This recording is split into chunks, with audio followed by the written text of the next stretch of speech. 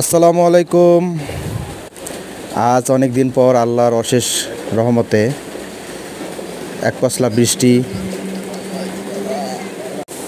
আবহাওয়া অনেকটা ঠান্ডা, হালকা বাতাসের সঙ্গে বৃষ্টি হচ্ছে। চারিদিকে একটা নীরব অবস্থা বিস্তার করতেছে। কয়েকদিনের যে ভ্যাপসা গরম, মানুষের বাইরে বেরোনোই অসুবিধা হয়ে গিয়েছিল, কিন্তু আল্লাহ কাউকে বেশি দিন কষ্টে রাখে না।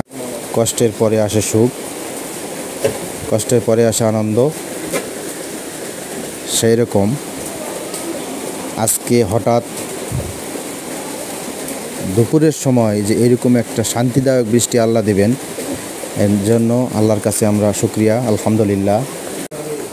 গ্রামের মানুষের প্রাকৃতিক পরিবেশে বেড়ে ওঠা আর বৃষ্টিতে ভেজা, আর হঠাৎ করে অনাকাঙ্ক্ষিত একটা বৃষ্টি যদি হয় তাহলে তো কোনো কথাই নেই। সবাই নিজ নিজ জায়গায় ভালো থাকবেন। আল্লাহ আপনাদের সবাইকে হেফাজত করুক।